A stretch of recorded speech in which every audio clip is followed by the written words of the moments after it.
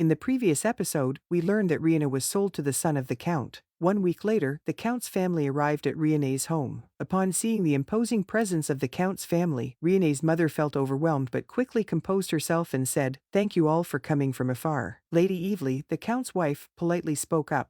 "Thank you for approving this marriage arrangement." Reina looked at Lady Evely, contemplating whether she should formally greet her. Just as Reina was about to speak, her mother interrupted her. Mother spoke to the Count's wife, saying that there were some matters she needed to discuss privately with Reina. Quietly observing her surroundings, Reina realized that they were not here for a wedding ceremony but to sell her. Reina continued to ponder, unsure of who her husband would be. She knew that she was being sent to the Count's house because of Rosie. If she refused or cancelled the engagement, Rosie would be furious. A voice calling Reina snapped her out of her thoughts. Her mother approached her, embracing Reina, and said, "Have a good talk with the Count's wife, my dear daughter. You must go and have a better life, you understand." Moved, Reina called out to her mother, but her mother coldly looked at her and said, "All right, you may go." Then her mother turned around and left, showing no affection. The Count's butler stepped forward to help Reina with her luggage. Reina panicked and refused, turning around with her bag and ran out of the house. The Count's wife was waiting outside and called out to Reina. Reina responded, "Yes, is there something you need?"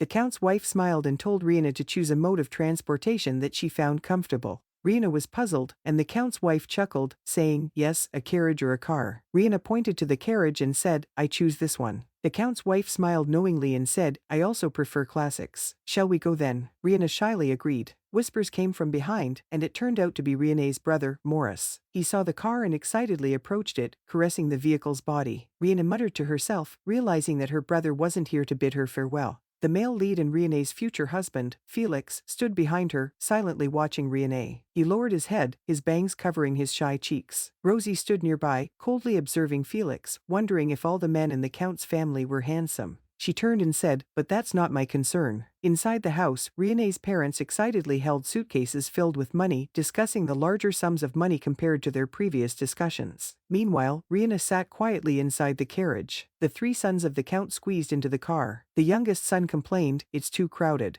The second son said, "We told you not to come, but you insisted." The youngest son said, "Of course. The whole family is going, and as the youngest son, I have to come too." He looked at his older brother, Felix, and said, "Besides, aren't you supposed to ride a horse carriage?" The second son chuckled and said, "The eldest brother must have been kicked out of the carriage. You're as tall as a clothesline, devoid of emotions. No wonder Miss Reina would be scared of you." After saying that, the second son felt the death stare from his older brother and shut his mouth. The youngest son pretended to be calm and whistled. Felix turned his head to look out the window, and the second son and the youngest son could only smirk. Felix's thoughts drifted to the shy moment when he made eye contact with Reina earlier. He involuntarily smiled, feeling that the second son's words might not be entirely accurate. Instead, Felix found Reina adorable when she blushed after their eyes met.